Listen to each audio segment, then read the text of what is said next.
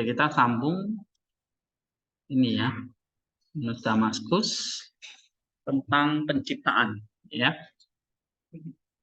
Buku yang kedua dari buku tentang penjelasan eksposisi iman yang ortodoks, ya, atau eksposisi iman yang lurus, yang benar, atau yang sejati. Sampai pasal berapa? Hah? Ya. Apa? 5 ya. Pasal 5 udah dibaca? Tentang ciptaan yang kelihatan ya.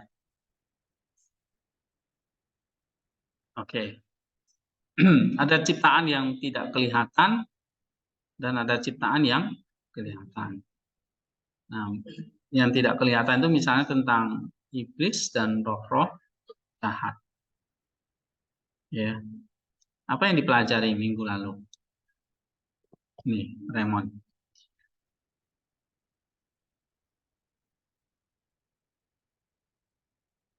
Udah ringkas belum pelajarannya?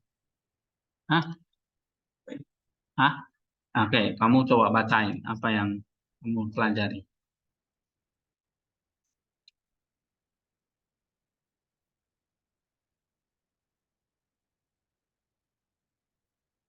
Oh, ada yang bisa? Arif?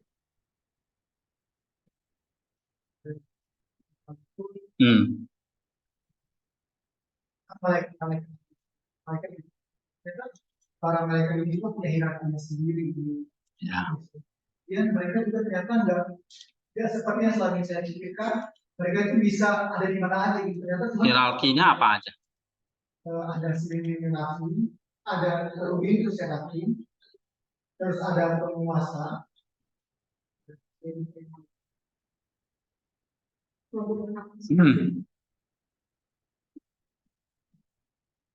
Kalau kalian nggak ulang, itu kalian tuh kayak baca buku, baca majalah, baca koran, udah begitu aja. Nggak ada yang kalian pahami. Ya. Kan saya sudah kasih tugasnya itu. Jangan terlambat kumpul. Oke? Ya kalau kalian terlambat, saya akan kasih nilai yang jelek.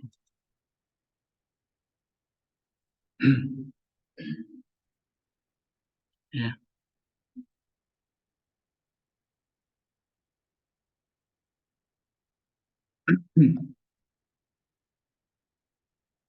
Hah? Oke ya, misalnya tentang penciptaan. Coba baca. Allah yang baik dan lebih dari baik tidak menemukan kepuasan dalam keheningan diri sendiri. Tetapi dalam kebaikannya melampaui batas, ia menghendaki adanya hal-hal tertentu yang akan menikmati berkatnya dan berbagi dalam kebaikan. Maka ia menjadikan segala sesuatu dari tiada menjadi ada. Menciptakannya baik yang tidak terlihat maupun yang terlihat. Ya, bahkan manusia adalah gabungan dari yang terlihat dan tidak terlihat. Oke, nah ini poin penting. Dengan pikiran atau thought di sini, ia menciptakan dan pikiran adalah dasar dari pekerjaan, firman yang mengisinya, dan roh yang menyempurnakannya. Oke, misalnya saya tanya, saya suruh kalian tuh meringkas ini. Nah, meringkas itu bukan paraphrase ya, bukan diubah-ubah kalimat ini gitu. Tapi oke lah, kalau itu sulit ya kalian ringkas, kalian paraphrase, kalian ambil kalimat-kalimat penting itu boleh. Tetapi yang saya minta itu adalah meringkas. Saya kan kasih petunjuk di situ ya, meringkas.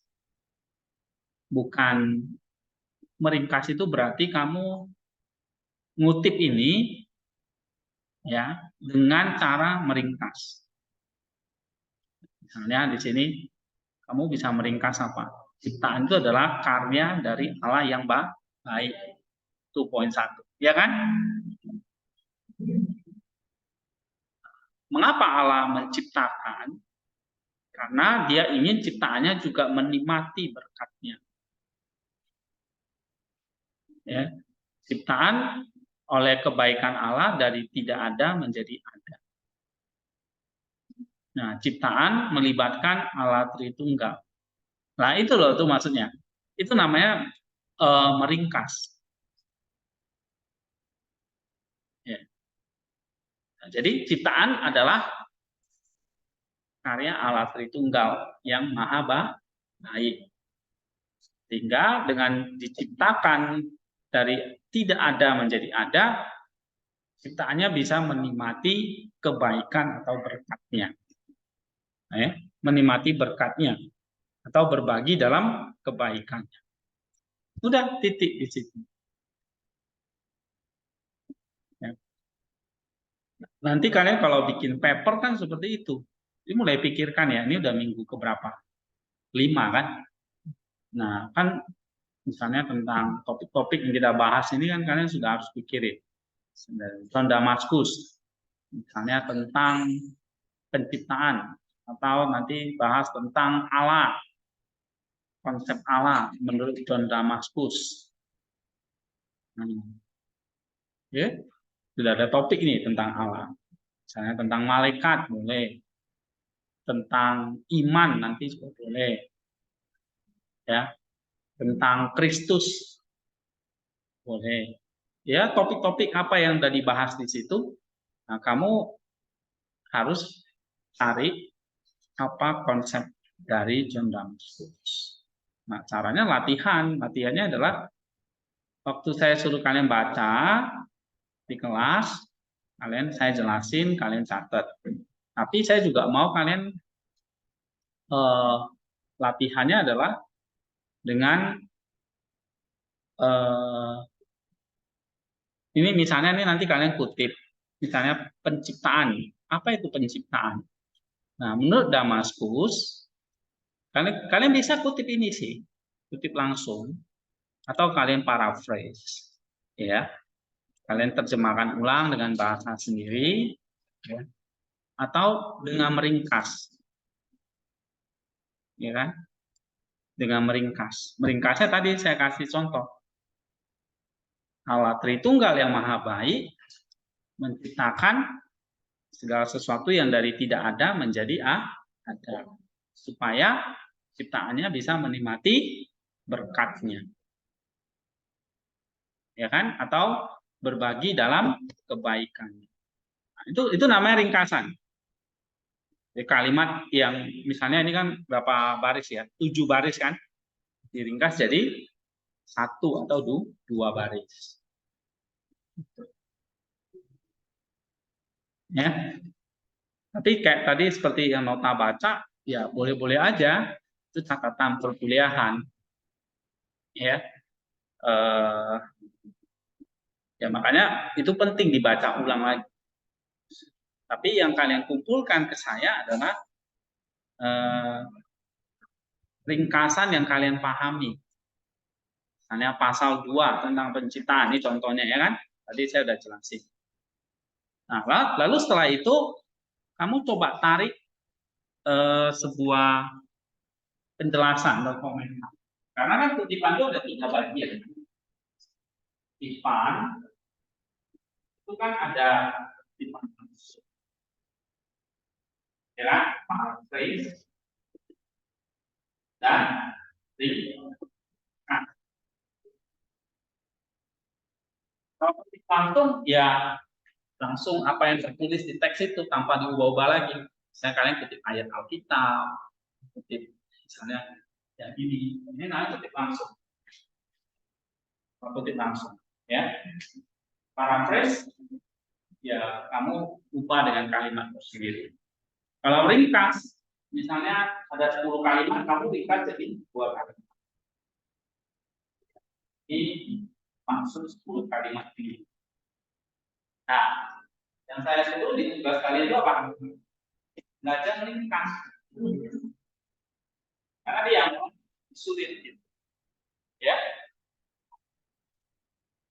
Tapi harus latihan ringkas ini nanti atau langsung atau paraphrase, kalian harus masuk ke langkah berikutnya adalah interpretasi apa yang kalian kutip, kasih komentar atau penjelasan, nanti kalimat pikiranmu, idemu,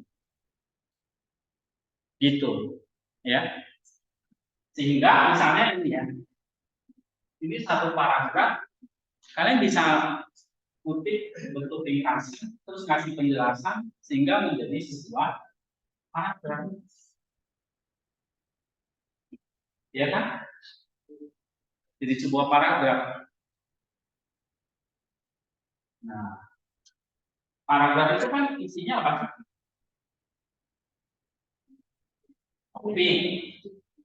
Nah, ini tentang penciptaan itu topiknya ada jelas, ya kan? Lalu ide pendukung, berarti kutipan. Kutipannya ambil yang ini, kasar. Lalu apa? Hah?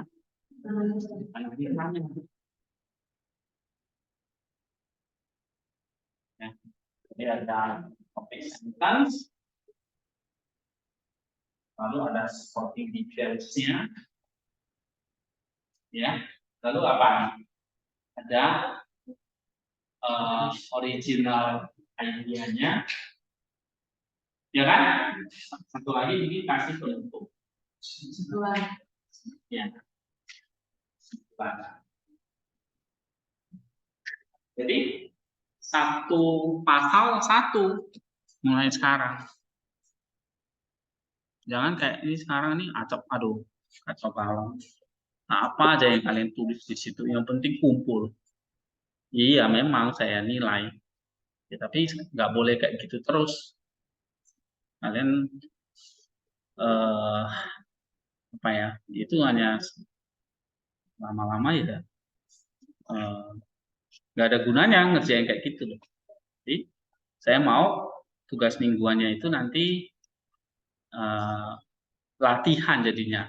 Misalnya pasal 2 tentang penciptaan, udah satu kalimat yang satu paragraf yang kalian kumpul. Pasal 3, ini misalnya kalau agak banyak, kalian bisa kembangkan misalnya jadi 2 paragraf. Ini kan diringkas kan? Diringkas jadi misalnya 2 paragraf, kalau sulit 3 paragraf gitu. Tapi perhatikan unsur-unsur paragrafnya yang jelas kamu sudah dikasih. Apa yang kamu ringkas tentang topik apa? Misalnya tentang mereka, ya kan? Kamu ringkas. Oke, ya. Kalau mau ubah misalnya paraphrase boleh lah, karena ini fleksibel sih. Ya, cuma saya challenge kalian ringkas karena kan teks ini panjang. Makanya saya suruh ringkas poin-poin penting. Oke. Nah, tapi kasih kalimat analisa dan kalau bisa ada penutup. Gitu ya. Nah, kita coba nih pasal 4 sekarang, kita lanjut ya. Tentang iblis dan roh-roh jahat. Kita latihan ya. Bagaimana kalian bisa meringkas ini? Coba Raymond. Baca yang keras. Dia yang dari antara kuasa bersama itu dibicarakan alam kami dan dalam tangannya alam yang mengerjakan atas bumi tidak diciptakan secara kudrati menjadi jahat, melainkan baik dan diciptakan untuk tujuan-tujuan yang baik dan tidak menerima sedikit pun dari penciptaan sesuatu yang jahat dari dirinya sendiri. Tetapi yang tidak mempertahankan kecemerlangan dan kehormatan yang lebih yang telah dia gunakan oleh Sang Pencipta kepadanya dan atas pilihannya yang bebasnya berubah dari apa yang selaras dengan kodratnya menjadi apa yang bertentangan dengan kodratnya dan menjadi bangkit melawan Allah yang telah menciptakannya serta bertekad untuk bangkit memberontak terhadapnya dan dialah yang pertama kali menyimpang dari yang baik dan menjadi jahat. Karena kejahatan tidak lain adalah ketiadaan kebaikan, sama seperti kegelapan juga tidak lain adalah ketiadaan cahaya. Sebab kebaikan adalah cahaya pikiran dan demikian pula kejahatan adalah kegelapan pikiran. Oleh karena itu, terang yang adalah karya Sang Pencipta dan yang dijadikan baik atau karena Allah melihat segala sesuatu yang dijadikannya sungguh amat baik. Kejadian 1 ayat 31. Menghasilkan kegelapan atas kehendaknya sendiri. Tapi bersama dengan dia, sejumlah besar malaikat yang tak terhitung, banyaknya yang tunduk kepadanya, tercabik-cabik dan mengikutinya dan berbagi dalam kejatuhannya. Oleh karena itu, karena memiliki kodrat yang sama dengan para malaikat, mereka menjadi jahat, berpaling atas pilihan bebas mereka sendiri dari yang baik pada yang jahat. Oke, ini minggu lalu udah ya? Belum ya? Belum dibaca ya? Oke. Nah, misalnya ini satu paragraf yang cukup panjang. Apa yang kamu bisa ringkas di situ?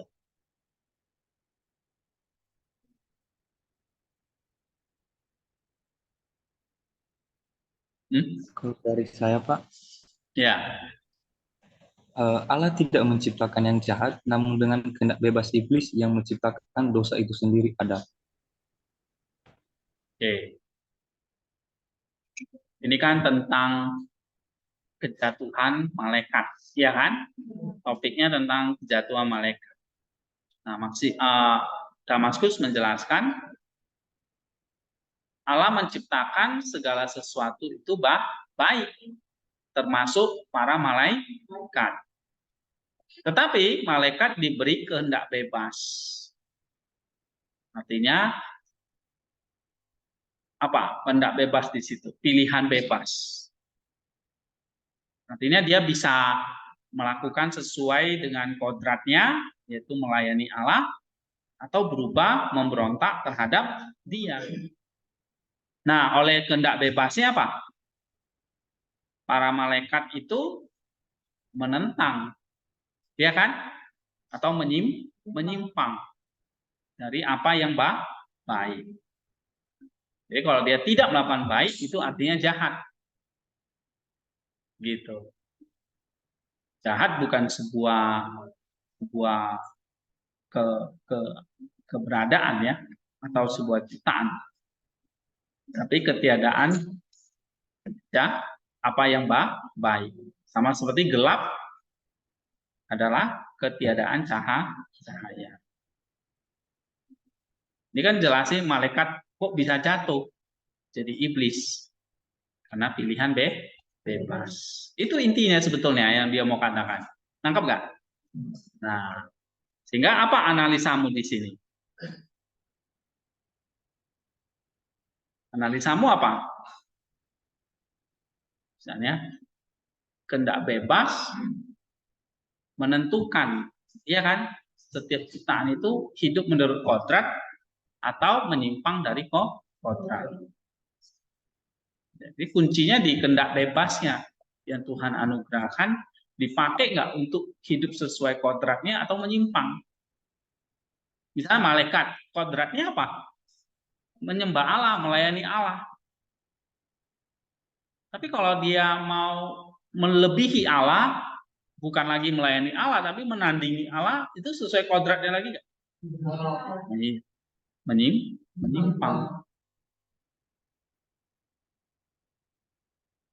Oke?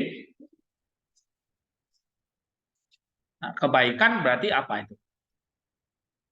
Ciptaan Allah, ya kan? Kebaikan itu ciptaan Allah yang dipakai untuk hidup sesuai dengan kodrat. Atau kebaikan itu apa berarti? Kehendak bebas yang dipakai sesuai dengan kodrat ciptaan. Nah, itu analisanya.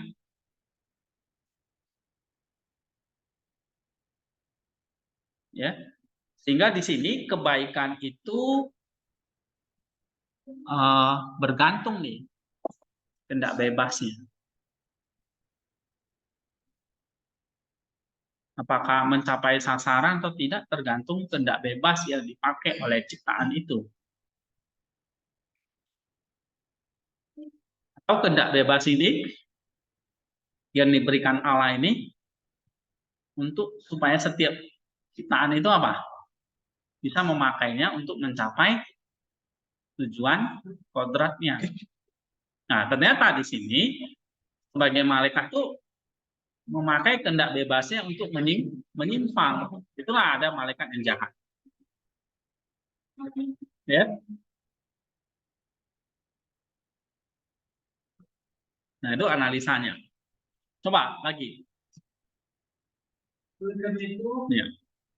mereka tidak memiliki kuasa atau kekuatan untuk melawan siapapun kecuali yang akan diberikan kepada mereka, seperti misalnya melawan Ayub 1 ayat 12, dan babi-babi yang disebut dalam Injil Markus 5 ayat 13. Tetapi apabila Allah memberikan kelonggaran, mereka menang dan mereka berubah dan menerima menjadi bentuk apa saja yang mereka kehendaki. Oke, terus tentang masa depan, baik malaikat-malaikat Allah maupun setan-setan sama-sama tidak tahu, namun mereka berbuat.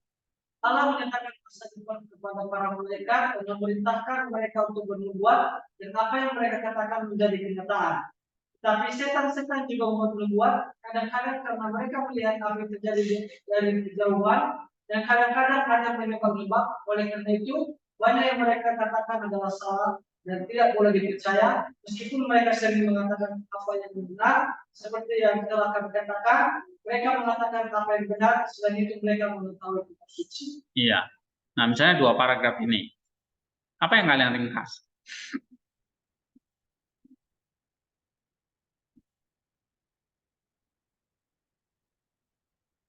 Nah, setan yang jatuh itu apa? Kekuasaannya setan yang ada di sini terbatas, kecuali Allah mau memberikan mereka kuasa. Oke. Mereka memberontak, jatuh, tetapi mereka juga terbatas. Ya. Nah, walaupun misalnya nih terbatas, mereka bisa bernubuat, tahu kebenaran, tahu tentang kitab suci, ya. Tapi yang mereka tahu itu ya hanya dipakai buat kejahatan.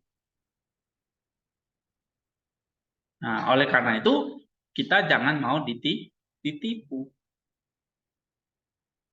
ya.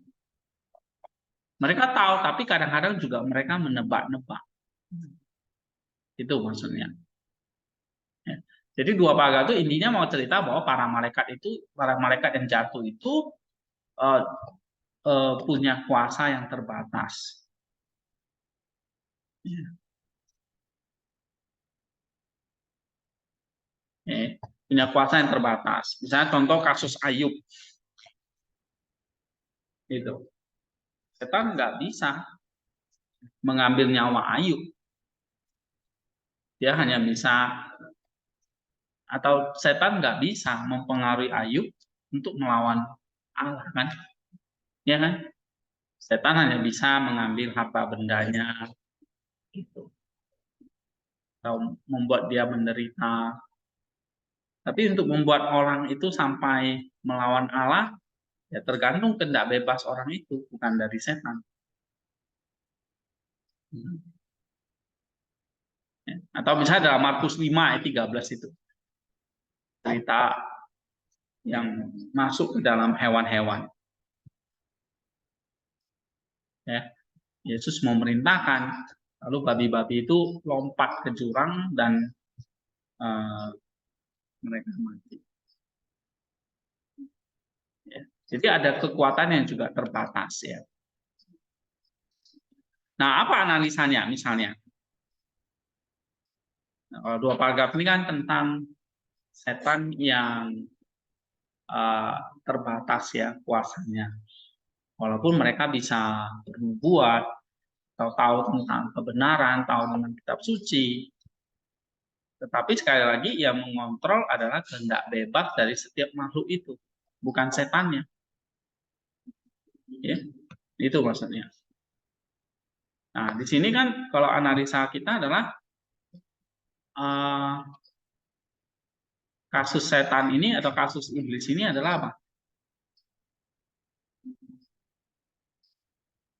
Mereka bisa punya kuasa gitu ya, menggoda kita, tetapi sekali lagi terbatas. Karena kita juga punya kehendak bebas yang sama seperti setan. Kalau memang mau dipakai oleh setan, ya setan akan dengan senang. Tapi kalau kita melawan, ya dia nggak akan bisa berkutik. Gitu. Ya, karena dia juga terbatas. Oke. Saya pikir ini udah dibaca deh ya. Kita lompat aja ke pasal 5. Coba baca.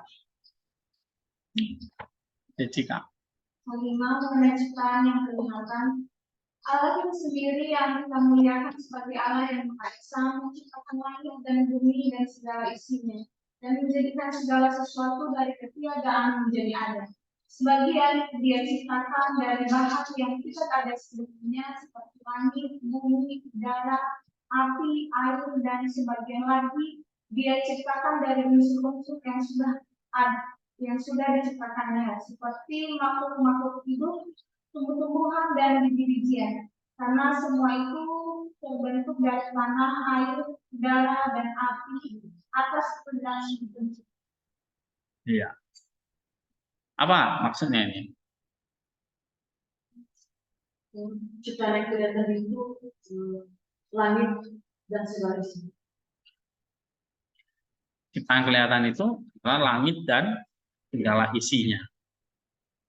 Itu yang kelihatan. Ya. Oke.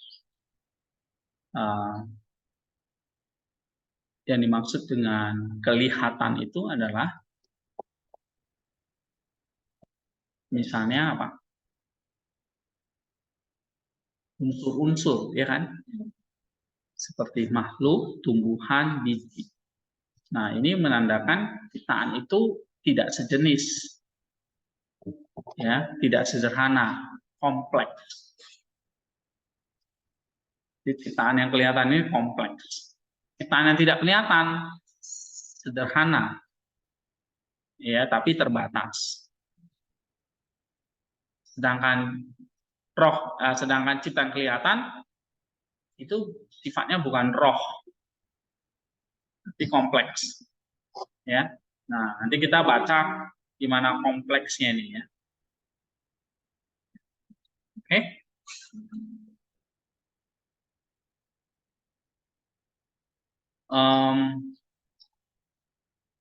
Ini ciptaan yang kelihatan. Sekarang tentang langit. Lagi, Jessica.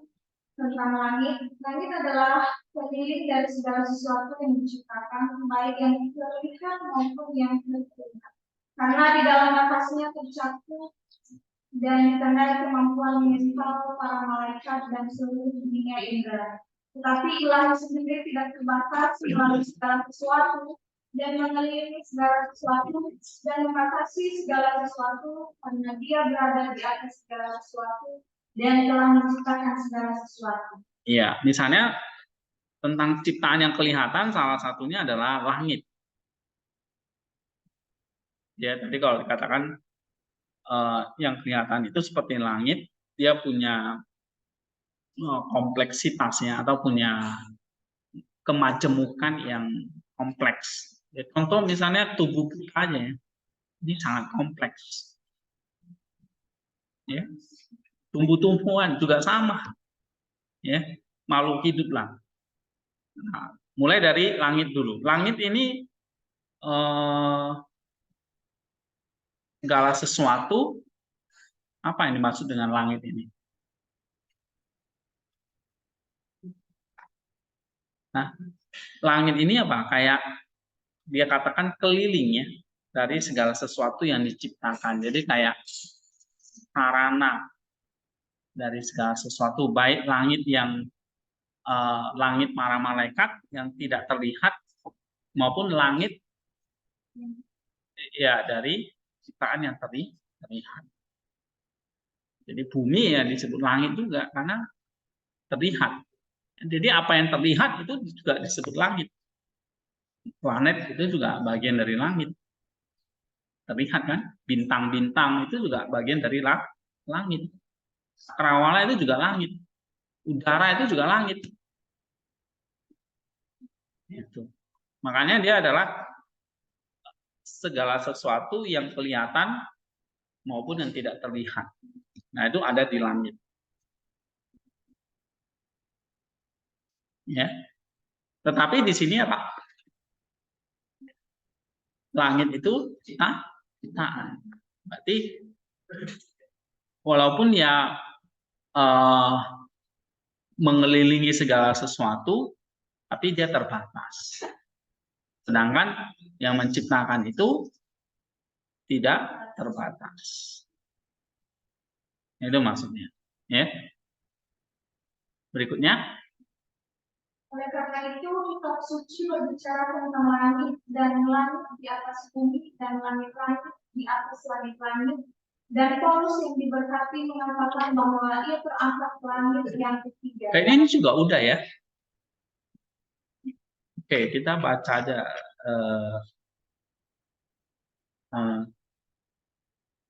Saya punya pertanyaan. Ya. Di Iblis kan tadi lo bilang dia Iblis itu punya kuasa, tapi terbatas. Kalau misalnya dia kayak misalnya dia kasih godaan ke kita itu kan, terus kita tergoda. Nah itu dia terbatas di saat kita tergoda itu, apakah saat kita tidak tergoda itu dia disebut terbatas? Oh, iblis itu hanya bisa menggoda kita, tetapi dia tidak bisa mengambil keputusan atas diri kita. Artinya dia nggak bisa ambil kehendak bebas kita. Ya, tetap dia tidak akan bisa menguasai kehendak bebasmu. Kehendak bebasmu itu ya 100% diri kamu. Gitu. Ya. Ya, sehingga ya pertanggungjawaban dan penghakiman itu ya masing-masing. Bukan nanti semua disalahkan ke iblis gitu. Ya karena iblis terbatasnya hanya sampai pada godaan. Jadi dia tidak mengambil keputusan atas dirimu. Kamulah yang memutuskan gitu. Ya itu maksudnya ya. Sekarang kita tadi tentang langit sebetulnya udah kita bahas ya minggu lalu. Coba kita masuk ke ini ya, pasal 7. Coba baca. 7 mengenai cahaya api bila menjalani matahari bulan dan bintang. Api adalah salah satu dari 4 elemen cahaya dan dengan kecenderungan yang lebih besar untuk naik daripada yang lain. Api memiliki kekuatan untuk membakar dan juga memberi cahaya, dan api diciptakan oleh Sang Pencipta pada hari pertama. Iya. Karena kitab suci mengatakan berfirmanlah Allah, jadilah terang, terang itu jadi. Dalam Kejadian 1 ayat 3. Api bukanlah sesuatu yang berbeda dengan terang, seperti yang dikatakan oleh beberapa orang. Sebagian lagi berpendapat bahwa api alam semesta ini berada di atas udara dan menyebutnya sebagai eter. Pada mulanya, yaitu pada hari pertama, Allah menciptakan terang yang menjadi hiasan dan kemudian seluruh ciptaan yang kelihatan. Karena jika terang itu diambil, maka segala sesuatu akan berada dalam kegelapan yang tidak dapat dibedakan, tidak mampu menampilkan keindahan aslinya. Allah menamai terang itu siang, dan kegelapan itu dia namai malam. Dalam Kejadian 1 ayat 5. Lebih jauh lagi, kegelapan bukanlah sesuatu yang memiliki, melainkan sesuatu kebetulan, karena kegelapan hanyalah ketiadaan terang. Udara pada hakikatnya tidak memiliki cahaya, maka ketiadaan cahaya dari udara inilah yang Allah sebut sebagai kegelapan, dan bukan esensi dari udara yang merupakan kegelapan, tetapi ketiadaan cahaya yang jelas lebih merupakan sebuah kecelakaan daripada esensi. Dan memang bukan malam, tetapi siang yang pertama kali dinamai, sehingga siang adalah yang pertama dan setelah itu datang malam. Oleh karena itu malam mengikuti siang. Dan dari awal siang hingga keesokan harinya adalah satu periode siang dan malam yang sempurna. Karena kitab suci mengatakan, Dan petang dan pagi adalah satu hari. Satu hari. Ya. Apa ringkasannya ini?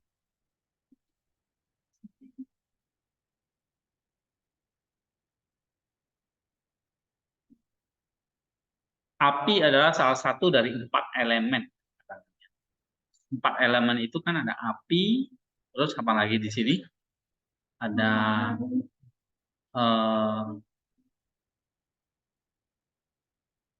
matahari, terus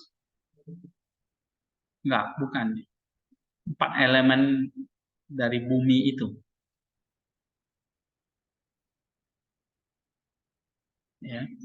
Api, lalu ada air, udara, dan tanah. Ya kan? Nah, misalnya yang pertama adalah api. Ini salah satu dari 4 elemen cahaya. Ya, api punya kekuatan untuk memancarkan, kita sebut cahaya. Pancaran api itulah cahaya. Maka api itu diciptakan pada hari pertama. Sebab Kejadian 1 ayat 3 itu apa? Allah berfirman, jadilah terang. Maka terang itu jadi. Sehingga di sini terang dengan api itu ya sama, bukan sesuatu yang berbeda. Ya. Nah, kalau jadilah terang, maka terang itu jadi, inilah diciptakannya api. Yang kita sebut juga sebagai ether. Lalu apa? Pada mulanya, hari pertama Allah menciptakan terang menjadi hiasan dan kemuliaan seluruh ciptaan yang kelihatan. Jadi kalau dikatakan ini terlihat, yang disebut dengan ciptaan yang terlihat itu karena dia apa? Ada di dalam terang. Ya, dia ada di dalam terang, maka dia kelihatan. Kalau terang itu diambil, dia akan berada dalam kegelapan. Nah, makanya nanti ada namanya siang, ada namanya malam atau kegelapan. Ya, tapi kegelapan bukanlah sesuatu yang hakiki. Kegelapan itu karena ketiadaan terang. Sama seperti udara, pada hakikatnya tidak memiliki cahaya. Maka ketiadaan cahaya dari udara, inilah yang Allah sebut sebagai kegelapan. Bukan esensi dari udara itu yang gelap, tetapi ketiadaan cahaya. Ya, gitu. Jadi kegelapan itu adalah ketiadaan cahaya. Nah, siang, malam itu istilah yang menjelaskan ketiadaan terang itu malam, ada terang itu siang. Ya, jadi kalau misalnya pada mulanya Allah menciptakan terang, jadilah terang, berarti ada cahaya, ada api, ada terang di situ. Ya. Lalu sebaliknya, ketiadaan cahaya itu gelap. Oke. Nah, jadi kalau kita ringkas ini api itu diciptakan pada hari pertama sebab Allah pertama kali menciptakan terang. Gitu ya. Oke, yang kedua, baca paragraf kedua. Oleh karena itu, ketika pada 3 hari pertama terang itu dicurahkan dan dikurangi atas perintah ilahi, terjadilah siang dan malam. Tetapi pada hari keempat, Allah menciptakan benda yang terang, yaitu matahari, untuk berkuasa atas hari, karena dengan benda itulah hari dijadikan, yaitu ketika matahari berada di atas bumi. Dan lamanya 1 hari adalah perjalanan matahari di atas bumi dari terbit sampai terbenam. Dan Dia juga menciptakan benda-benda langit yang lebih kecil, yaitu bulan dan bintang-bintang, agar mereka berkuasa atas malam dan memberi penerangan pada malam hari. Malam adalah ketika matahari berada di bawah bumi, dan waktu malam adalah perjalanan matahari di bawah bumi sejak terbit hingga terbenam. Bulan dan bintang-bintang dijadikan untuk menerangi malam, bukan berarti pada siang hari berada di bawah bumi, karena pada siang hari pun bintang-bintang ada di langit di atas bumi, tetapi matahari menutupi bintang-bintang dan bulan dengan cahayanya yang lebih besar sehingga tidak dapat dilihat. Oke, apa yang bisa diringkas di situ?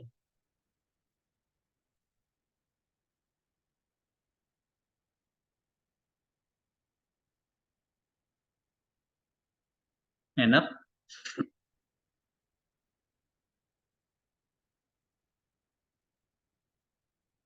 Apa beda terang 3 hari pertama dengan hari keempat?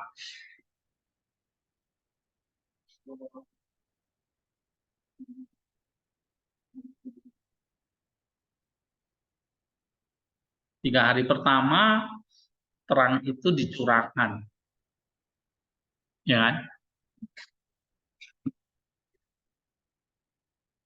Dikurangi atas perintah ilahi, ada siang dan malam. Lalu pada hari keempat baru ada matahari. Allah menciptakan benda terang, yaitu matahari.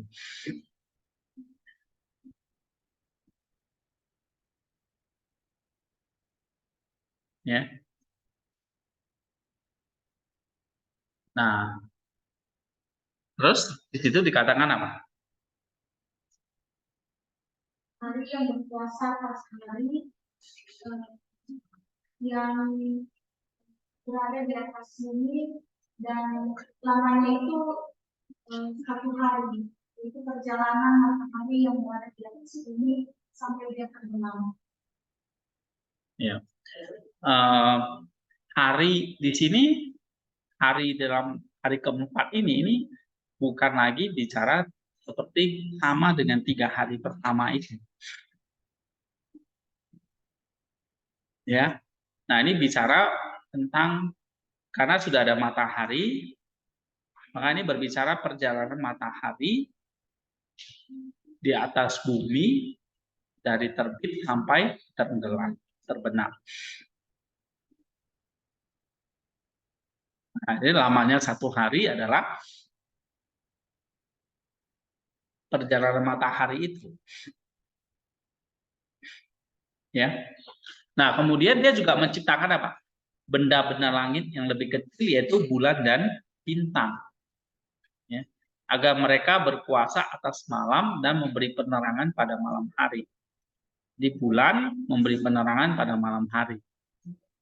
Matahari memberi penerangan pada siang hari. Yang disebut malam ini adalah ketika matahari berada di bawah bumi.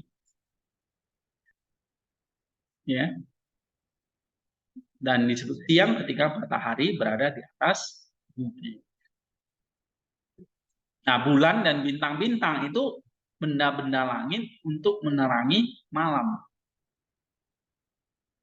Ya. Jadi sebetulnya malam itu sebetulnya nggak ada. Cuma hanya ketika matahari tidak memancar sinarnya ke bumi. Ya, karena bumi itu kan bulat ya. Jadi matahari memancar sebagian. Nggak bisa 100% gitu. Ya. Jadi yang tidak terkena sinar matahari itulah disebut malam.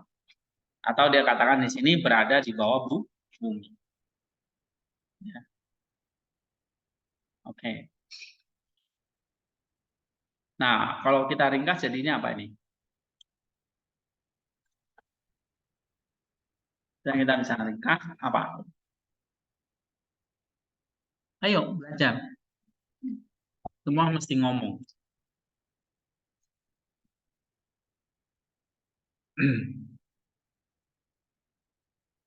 Ya, Eka.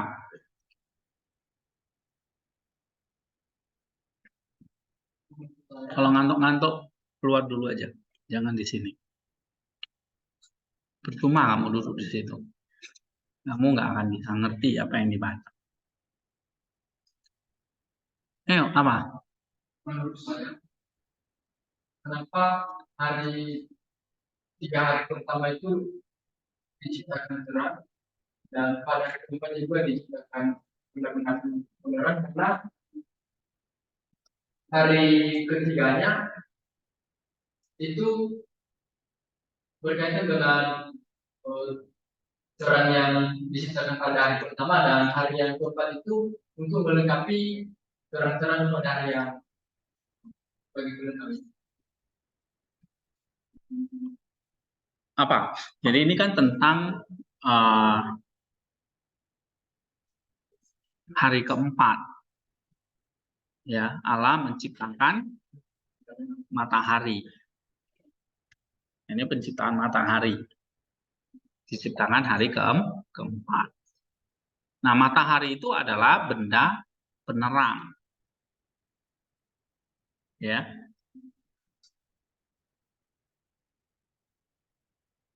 Jadi menerangi bumi. Gitu. Itu aja sih sebetulnya intinya, ya. Oke. Pada benda-benda langit ini, Sang Pencipta menganugerahkan cahaya yang pertama kali diciptakan, bukan karena dia membutuhkan cahaya lain, tetapi agar cahaya itu tidak menganggur. Karena tokoh-tokoh itu bukan sekedar cahaya, tetapi sebuah wadah. Ini benda-benda ini maksudnya, bukan sekedar cahaya, tetapi sebuah wadah untuk menampung cahaya. Ya. Misalnya benda-benda langit seperti bulan, bintang. Oke. Nah, itu sebuah wadah untuk menampung cahaya. Lalu kita diberitahu bahwa ada 7 planet di antara benda-benda terang itu, dan planet-planet itu bergerak melawan arah dengan arah langit. Karena itulah dinamakan planet. Ya, karena sementara mereka mengatakan bahwa langit bergerak dari timur ke barat, planet-planet bergerak dari barat ke timur. Tetapi langit membawa ke-7 planet itu bersamanya dengan gerakannya yang lebih cepat. Inilah nama-nama ke-7 planet itu, yaitu ada bulan, Merkurius, Venus, Matahari, Mars, Jupiter, Saturnus. Dan di setiap zona langit kita diberitahu bahwa ada 1 dari ke-7 planet itu. Jadi pada zaman itu sudah ada istilah Saturnus, Jupiter, Mars, ya, Matahari, Venus, Merkurius, lalu ada bulan. Nah, bulan itu dianggap sebagai planet. Ya, ada berapa planet di sini? Saturnus, Jupiter, Mars, Matahari, Venus, Merkurius, dan bulan. Ya, oke. Ya ini astronomi yang berkembang di saat itu ya. Jadi sekarang udah lebih canggih lagi. Bukan hanya planet-planet ini ya, tapi sampai planet ada apa? Pluto ya. Bahkan Pluto itu bukan dianggap planet sekarang ya. Ada Saturnus, Merkurius, Mars, Jupiter, ini planet paling besar ya. Oke. Uranus ya, apa? Jadi kalau ada matahari, terus yang paling dekat dengan matahari itu namanya apa? Merkurius, lalu Venus, lalu bumi, Mars, Jupiter, Saturnus, setelah Saturnus sama Neptunus ya. Hah? Benar. Lalu setelah itu apa?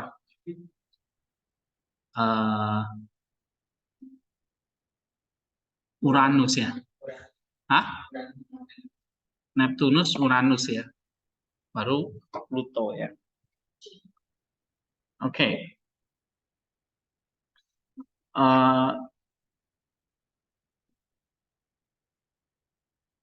Nah, ini ada nanti ada matahari ya, kita bahas di sini. Oke, coba baca lagi. Nih. Jalan yang ditetapkan Sang Pencipta untuk mereka jalankan tidak pernah berubah dan tetap seperti yang telah ditetapkan. Karena dalam berkata, guna dan bintang-bintang yang ditetapkan dan dengan kata ditetapkan, dia merujuk pada ketetapan dan tidak perubahan dari tatanan dan rangkaian yang diberikan kepada mereka oleh Allah. Karena dia menetapkan menjinak atau tempat-tempat bagi perjalanan bulan dan bintang itu hari-hari dengan tempat. Melalui matahari, tempat musim itu terjadi. Yang pertama adalah musim semi, karena di dalamnya Allah menciptakan segala sesuatu. Dan bahkan sampai saat ini, kehadirannya dibuktikan dengan munculnya bunga-bunga menjadi kunjung. Dan inilah periode equinox, karena siang dan malam masing-masing terdiri dari 12 jam. Hal ini disebabkan oleh matahari terbit di tempat. Ringan serta meningkatkan darah dan hangat dan lembab dan memegang posisi tengah-tengah antara musim dingin dan musim panas. Lebih hangat dan lebih kering daripada musim dingin, tapi lebih dingin dan lebih lembab daripada musim panas. Musim ini berlangsung dari tanggal 21 Maret hingga 24 Juni. Selanjutnya, ketika matahari terbit ke arah yang lebih utara, musim panas menggantikannya, berada di tengah antara musim semi dan musim gugur. Menggabungkan kehangatan musim semi dengan kekeringan musim gugur, karena musim ini kering dan hangat dan meningkatkan hampir 20 menit. Di musim ini, siang hari terpanjang yaitu 15 jam dan malam hari terpendek hanya 9 jam. Musim ini berlangsung dari tanggal 24 Juni hingga 24 September. Kemudian, ketika matahari kembali ke tengah, musim gugur menggantikan musim panas. Musim ini memiliki suhu dingin dan panas yang sedang, kering dan lembab, dan berada di tengah-tengah antara musim panas dan musim dingin. Menggabungkan kekeringan musim panas dengan dinginnya musim dingin, karena dingin dan kering dan meningkatkan kehidupan. Musim ini sekali lagi adalah musim equinox, yang malam terdiri dari 12 jam dan berlangsung dari tanggal 25 September hingga 25 Desember. Dan ketika matahari terbit dalam titik terkecil dan sebenarnya, itu di selatan musim dingin tiba dengan hawa dingin dan kelembaban. Musim ini berada di tengah-tengah antara musim gugur dan musim semi, menggabungkan dinginnya musim gugur dan lembabnya musim semi. Di dalamnya jatuh siang terpendek yang hanya memiliki 9 jam dan malam terpanjang yang 15 jam dan berlangsung dari 25 Desember hingga 21 Maret. Karena Sang Pencipta membuat ketentuan yang bijaksana ini agar kita berpindah dari ekstrim dingin ke panas, ke kering, ke lembab, ke ekstrim yang berlawanan dan demikian menimbulkan penyakit yang membutuhkan. Sebab pikiran sehat sendiri mengajarkan kita kan bahaya perubahan yang tiba-tiba. Iya, nah ini menjelaskan efek dari matahari tadi ketika sudah diciptakan benda-benda langit itu, ya, maka efeknya di bumi ada namanya musim, ya. Nah, ini mulai berlaku setelah hari keempat, setelah ada matahari. Ya, pada hari pertama, kedua, ketiga nggak ada namanya musim, ya. Karena di sini dikatakan melalui matahari keempat musim itu terjadi. Ya, nah ini menjelaskan tentang apa ini? Musim. Ada 4 musim ya. Pertama musim semi. Setelah musim semi beralih ke musim apa? Gugur. Ya kan? Setelah musim gugur masuk musim dingin. Setelah musim dingin masuk musim apa? Panas. Setelah panas semi lagi, ya. Dan semi terus gugur lagi gitu. Nah, itu berlangsung setiap pergantiannya setiap 3 bulan ya. Jadi kalau misalnya musim semi mulai dari kapan di sini kadang-kadang? Nih, 21 Maret sampai 24 Juni. Musim gugur 24 Juni sampai 25 September. Jadi kalau di Eropa atau di daerah iklim subtropis ini atau daerah Jom Damaskus itu ya, di daerah Syria gitu ya, atau di daerah Timur Tengah sana ini masuk musim gugur. Oke, terus setelah musim gugur musim dingin nih. Akan berlangsung mulai 25 sampai Desember. Lalu dari Desember sampai Maret itu musim musim panas ya. Oke, jadi ada kenapa kok ada musim-musim yang diciptakan di sini dikatakan supaya manusia itu nggak mendadak ya. Jadi kayak ada musim pengantara. Misalnya semi sebelum masuk ke dingin ada pengantara namanya gugur. Ya kan? Gitu. Ya, ada musim pengantara supaya nggak ada perubahan yang mendadak. Ya. Dari panas sebelum masuk ke musim dingin ada musim semi, ada musim gugur gitu ya. Itu musim pengantara. Ekstrimnya kan memang dingin. Itu di bulan Desember ya. September sampai Desember. Tapi sebelum masuk ke musim yang ekstrim itu ada pengantaranya nih. Gitu, ya. Nah, musim itu ada terjadi ketika matahari ada gitu ya, atau diciptakan pada hari keempat. Jadi musim di bumi itu terjadi pada hari keempat. Oke, kita baca lagi generasi. Jadi matahari lah membuat musim dan melaluinya menjadi tahun. Ia juga membuat siang dan malam. Siang hari ketika ia terbit dan berada di atas bumi, dan malam hari ketika ia terbenam di bawah. Dan ia menganugerahkan kepada benda-benda yang lain, baik bulan maupun bintang yang mempunyai cahaya. Oke, terus? Lebih lanjut, mereka mengatakan bahwa ada 12 tanda di langit yang dibuat oleh bintang, dan bahwa ini bergerak berlawanan arah dengan matahari, bulan, dan 5 planet lain. Bahwa ke 7 planet melewati 12 tanda ini. Selanjutnya, matahari membuat 1 bulan penuh dalam setiap tanda dan melintasi 12 tanda dalam jumlah bulan yang sama. Berikut ini adalah nama-nama dari 12 tanda dan bulan. Iya. Ini kalau kita kenal istilah zodiak sebetulnya ya. Zodiak itu sebetulnya apa di sini? 12 tanda di langit yang tersusun dari bintang-bintang. Ya. Atau yang kita sebut sebagai zodiak di sini. Nah, gerakan zodiak ini berlawanan dengan matahari. Atau 5 planet lainnya, tadi kan ada 7 ya, matahari, bulan, dan 5 planet lainnya. Ada Merkurius, Venus, Jupiter, Saturnus tadinya. Oke. Nah, 7 planet melewati 12 tanda ini atau 12 zodiak ini. Lalu matahari membuat 1 bulan penuh dalam setiap tanda dan melintasi 12 tanda dalam jumlah bulan yang sama. Nah, sehingga disebut 12 zodiak. Karena setiap zodiak itu 1 bulan penuh. Ya. Nah, misalnya domba jantan. Ini kalau dalam zodiaknya namanya apa ya? Aries ya.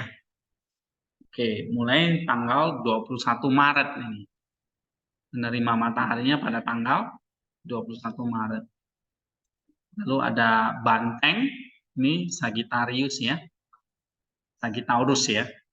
23 April. Lalu ada Gemini, ini kembar ya. Bintang kembar, ini 24 Mei. Pisces atau kepiting ya. 24 Juni. Virgin atau perawan 25 Juli, Libra itu biasanya timbangan ya, 25 September, Kalajengking Scorpio 25 Oktober, Pemana Capricorn ya, bukan ya, Pemana itu apa? Zodiak apa ya? Sebelum Capricorn 25 Desember ya, Aquarius 25 Januari, dan Pisces ikan 24 Februari. Ya. Nah, ini 12 tanda bintang-bintang. Ini susunan dari rasi bintang ya. Membentuk domba, membentuk banteng, membentuk kayak kepiting, maka namanya dari kepiting ya. Atau kalajengking gitu. Oke. Zaman itu sudah ada zodiak sebetulnya ya. Coba baca Ari. tapi bulan melintasi 12 tanggal setiap bulannya. Karena ia menempati posisi yang lebih rendah dan bergerak melalui tersebut dengan lebih cepat. Karena jika kamu menggambar satu putaran di dalam putaran lain, putaran yang lebih dalam akan ditemukan lebih cepat. Dan demikianlah karena bulan menempati posisi yang lebih rendah, jalannya lebih pendek dan lebih cepat. Sekarang orang-orang Yunani menyatakan bahwa semua urusan kita dikendalikan oleh penting dan terbenamnya serta tabrakan bintang-bintang ini, yaitu matahari dan bulan. Dan dengan hal-hal ini astrologi tapi kita berpendapat bahwa kita mendapatkan dari mereka tanda-tanda hujan dan kemarau, dingin dan panas, lembab dan kering, berbagai angin dan sebagainya. Tapi tidak ada tanda apapun mengenai tindakan kita. Karena kita telah diciptakan dengan bebas oleh kita, dan kita adalah Tuhan atas tindakan kita sendiri. Memang jika semua tindakan kita bergantung pada perjalanan kita, semua yang kita lakukan dilakukan karena kebutuhan, dan kebutuhan yang lain kebajikan atau kejahatan. Tetapi jika kita tidak memiliki kebajikan atau kejahatan, kita tidak layak menerima pujian atau dan Allah juga akan berubah menjadi tidak adil, karena Dia memberikan hal-hal yang baik kepada beberapa orang yang menyengsarakan yang lain. Terus tidak yang menyesalkan lain-lain. Dia tidak akan lagi terus membimbing atau menyediakan bagi makhluknya sendiri. Jika semua hal dibawa dan disambut dalam cengkram Tuhan, dan kemampuan pikiran akan menjadi sia-sia bagi kita. Jika kita tidak menguasai tindakan kita, pertimbangan akan menjadi sia-sia. Rasio diberikan kepada kita semata-mata agar kita dapat mengambil nasihat. Dan oleh karena itu semua rasio mengindikasikan kebebasan berbuat kehendak. Iya. Maksudnya apa ini paragraf ini? Kamu ringkas apa ini? Tentang apa? Memang ada astrologi atau ilmu tentang ilmu tentang bintang-bintang itu. Ya, tetapi itu bukan yang menentukan tujuan atau kehendak bebas kamu, atau tujuan kamu tuh diciptakan. Ya, artinya hidup kita tidak bergantung pada perjalanan bintang-bintang itu. Jadi kayak ramalan-ramalan di zodiak itu ya itu sebetulnya dilarang oleh gereja. Ya, misalnya zodiak kamu bulan ini kamu bakal, kalau menurut pergerakan bintangnya, kamu bakal mendapat kejahatan misalnya, atau dapat bencana misalnya begitu. Ya, sehingga hidup kita itu ditentukan oleh gerakan bintang-bintang atau astrologi. Nah, ini namanya kayak ramalan ya. Nah, jangan sampai itu apa yang Tuhan ciptakan untuk kebaikan kita pakai untuk menakut-nakuti atau untuk menyerahkan hidup kita pada ciptaan, ya, pada bintang. Nah, itu yang dikutuk oleh Allah. Oke? Nah, kenapa? Karena Tuhan memberikan kita kehendak bebas dan rasio untuk menentukan apa yang baik dan benar. Ya, jadi kalau hidup kita tergantung pada zodiak, maka buat apa Tuhan memberikan rasio atau kemampuan berpikir? Ya, oke. Baca lagi. Dan oleh karena itu, kami berpendapat bahwa bintang-bintang bukan penyebab dari segala sesuatu yang terjadi, atau asal mula dari segala sesuatu yang terjadi, atau kehancuran dari segala sesuatu yang binasa. Bintang-bintang itu lebih merupakan tanda-tanda hujan dan perubahan alam. Namun mungkin ada yang mengatakan bahwa meskipun hujan dan angin, namun hujan dan angin adalah tanda-tanda pertama. Dan sebenarnya kualitas udara yang dihasilkan oleh matahari, bulan, dan bintang-bintang dalam berbagai cara menghasilkan ventamin, kebiasaan dan watak yang berbeda. Tapi kebiasaan-kebiasaan itu adalah salah satu dari hal-hal yang ada di tangan sendiri. Karena rasio yang mengatur, memanfaatkan dan mengubah. Apa maksudnya ini?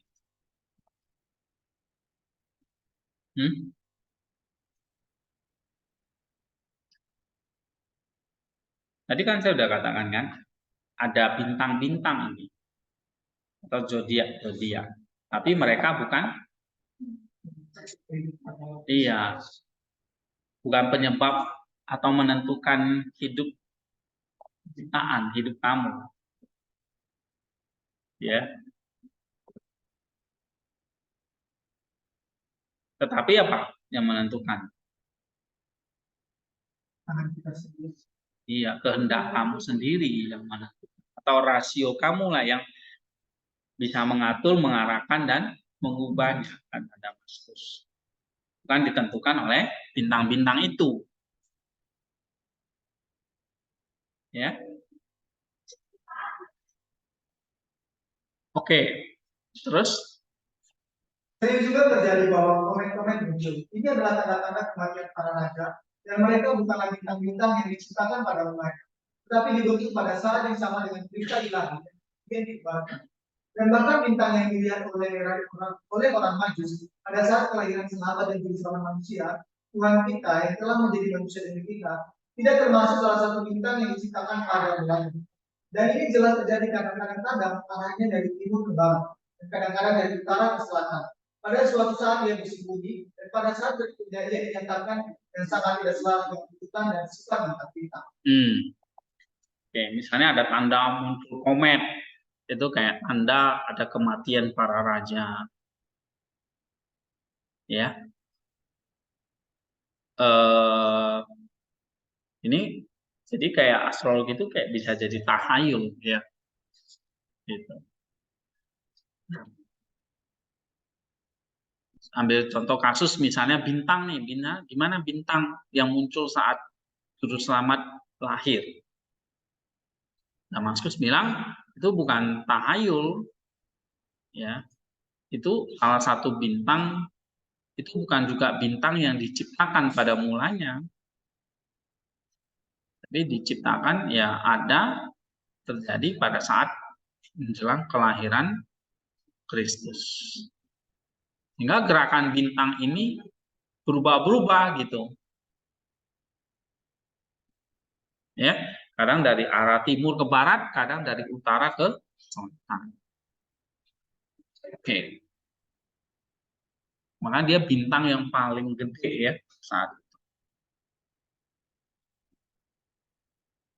Ya, Damaskus percaya ini bintang yang bukan pada awalnya diciptakan.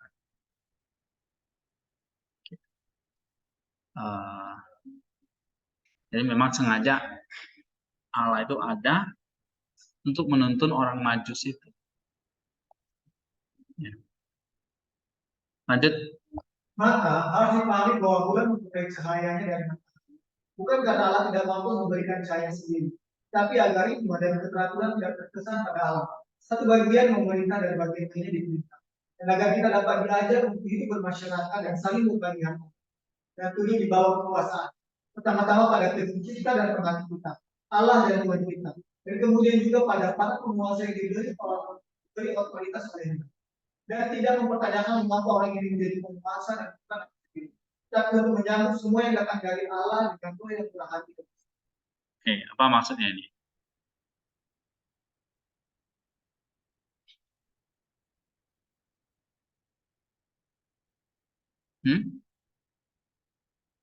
Jadi alam yang diciptakan oleh Tuhan itu apa? Supaya hidup manusia itu bisa teratur. Ya kan? Agar hidup manusia itu dikatakan lihat tuh bintang-bintang, lihat ciptaan benda-benda langit itu teratur, ya. Nah, manusia diciptakan itu juga supaya hidupnya teratur, ya.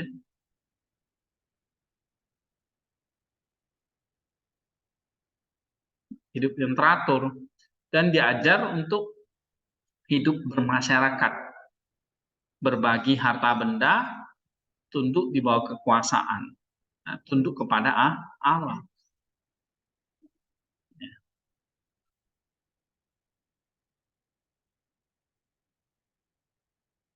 Nah, misalnya contoh kasus bulan. Bulan memperoleh cahaya dari matahari. Ya. Bukan karena Allah tidak mampu memberikan cahayanya sendiri, tapi cahaya bulan dari matahari. Nah, ini mengajar keteraturan gitu, ya. Mengajar bahwa bulan itu tunduk kepada matahari. Nah, kita juga tunduk kepada Allah. Jadi kalau benda-benda langit itu teratur, ya kita hidupnya juga harus teratur.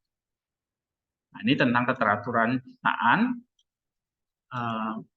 menjadi contoh ya bagi kita untuk hidup kita secara teratur. Terus Matahari dan bulan terlebih lagi mengalami gerhana dan ini menunjukkan kebodohan mereka yang menyimpan ciptaan sebagai kisah penciptaan.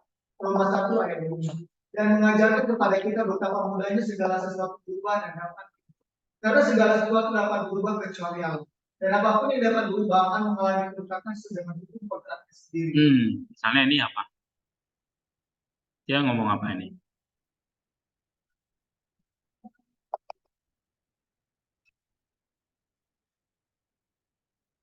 Nah,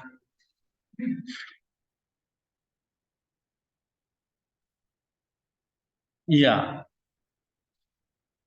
Kenapa kita nggak boleh menyembah itu? Hah? Karena ciptaan itu dapat berubah-berubah, ya kan? Nah, sesuatu yang berubah itu justru sesuatu yang tidak kekal, ya kan? Tidak. Iya. Yang apapun yang berubah akan mengalami kerusakan atau corruption, ya.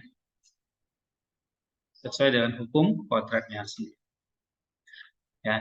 Jadi di sini kan ada poin tentang jangan justru menyembah benda-benda langit itu yang dianggap sakral. Seperti matahari, planet, itu kan disembah. Makanya ada dewa Mars, dewa Jupiter, ya kan? Gitu. Bahkan tanda-tanda bintang ini ya, itu dijadikan pedoman hidup atau ramalan zodiak gitu.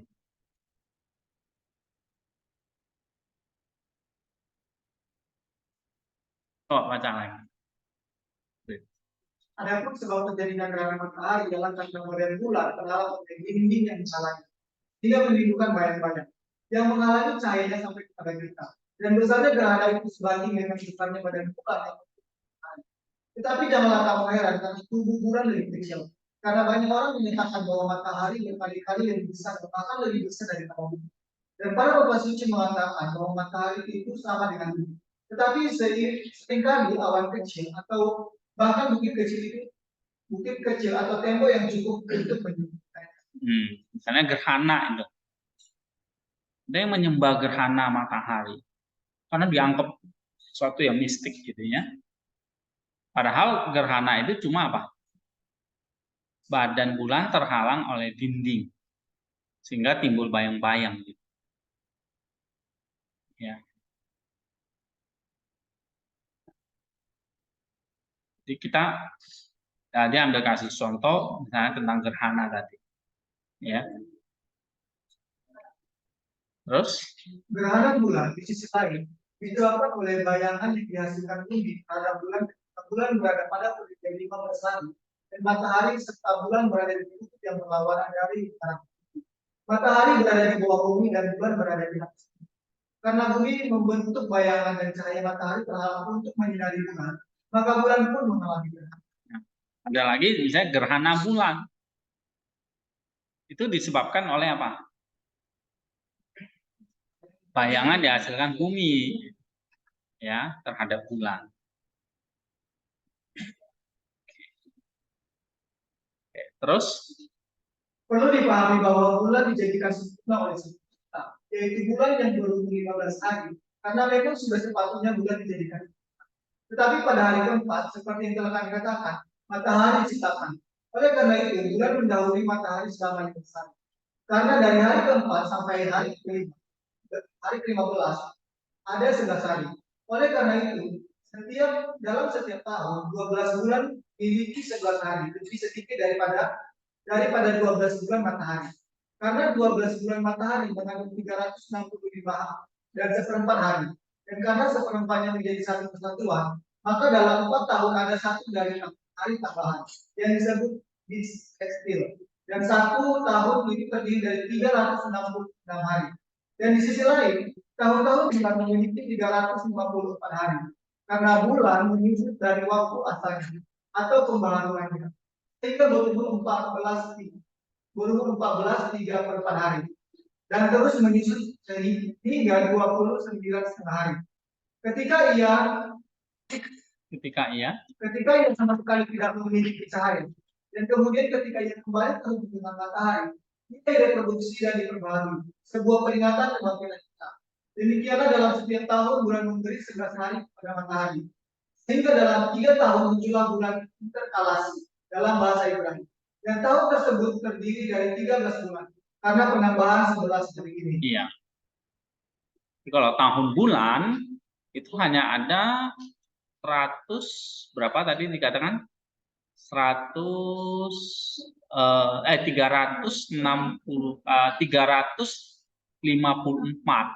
Jadi ada selisih 11 hari. Ya. Ada selisih 11 hari. Makanya di tahun bulan itu bulannya bisa sampai 13 bulan.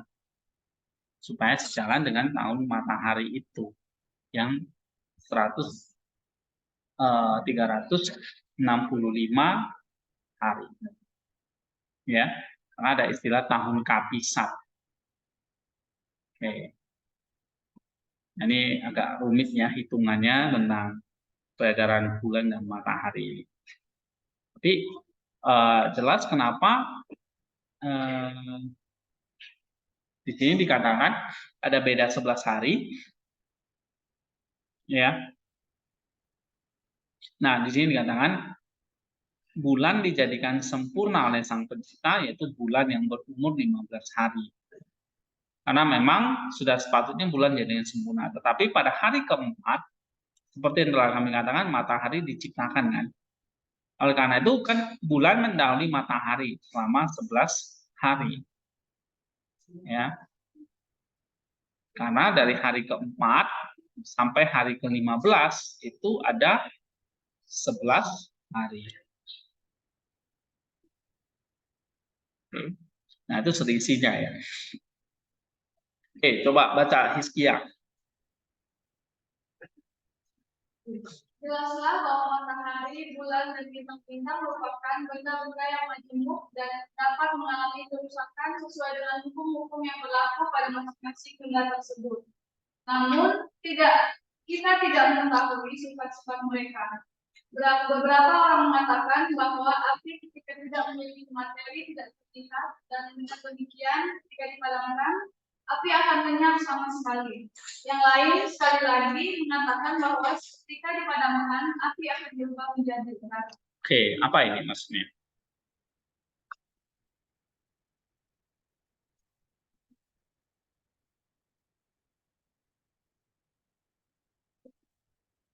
Menjelaskan bahwa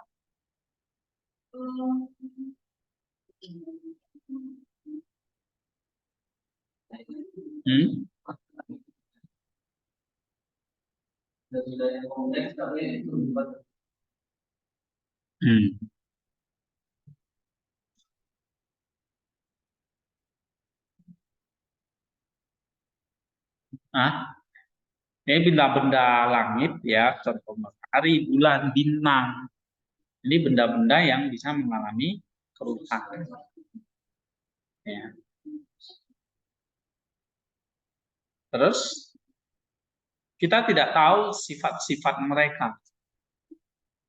Ya. Misalnya api.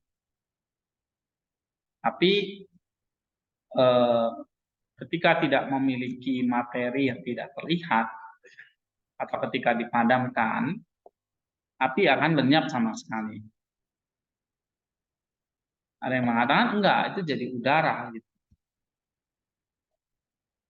Ya, jadi kita nggak bisa tahu sifat-sifat mereka, kata Damaskus ya. Nah, ini contoh benda-benda yang majemuk. Ya, benda-benda yang majemuk yang tidak kita bisa andalkan. Terus Lingkaran zodiak memiliki gerakan miring dan dibagi menjadi 12 bagian yang disebut zodiak, atau tanda-tanda setiap tanda memiliki 3 divisi yang masing-masing terdiri dari 10 bagian, yaitu 30 divisi, dan setiap divisi memiliki 60 subdivisi yang sangat kecil. Oleh karena itu, langit memiliki 365 derajat, belahan di atas bumi dan belahan di bawah bumi masing-masing memiliki 180 derajat. ya, terus Tempat tinggal planet-planet. Domba jantan dan kalajengking adalah tempat tinggal Mars, Banteng dan Libra dari Venus, Gemini dan Perawan dari Merkurius, Kepiting dari bulan, Singa dari matahari, Pemanah dan Ikan dari Jupiter, Capricornus dari Aquarius, dan Saturnus. Oke, tempat tinggal planetnya ya. Misalnya domba jantan kalajengking menjadi tempat tinggal planet Mars. Jadi Mars itu ada di planet di bintang-bintang yang membentuk domba jantan tadi. Planet Venus ada di bintang Banteng dan Libra, gitu ya. Nah, itu pengamatan dia. Terus ketinggian. Ketinggian mereka. Domba jantan memiliki ketinggian matahari, Banteng di bulan, Kepiting, Jupiter, Perawan, Mars, Libra, Venus, Capricornus, Merkurius, Ikan, Venus. Iya, terus Fase-fase bulan. Ia berada dalam konjungsi setiap kali ia berada pada derajat yang sama dengan matahari. Ia lahir ketika ia berjarak 15 derajat dari matahari. Ia terbit ketika ia berbentuk bulan sabit. Dan ini terjadi 2 kali di mana ia berjarak 60 derajat dari matahari. Ia setengah purnama 2 kali ketika ia berjarak 90 derajat dari matahari. 2 kali berbentuk sabit ketika jaraknya 120 derajat dari matahari. 2 kali purnama memberikan sayap penuh ketika jaraknya 150 derajat dari matahari. Bulan purnama ketika jaraknya 180 derajat dari matahari. Kami katakan 2 kali karena fase-fase ini terjadi ketika bulan membesar dan ketika bulan mengecil. Dalam 2,5 hari bulan melintasi setiap sisi. iya, makanya dalam setiap bulan itu ada bulan sabit atau bulan sabit ya, istilahnya apa ya? Bukan bulan purnama ya, setengah purnama lah ya. Oke, ini karena membentuk derajat yang berbeda dengan matahari. Ya. Oke, ini tentang fase bulan ya. Ya. Kita break dulu deh, nanti baru lanjut ke fase 8 ya.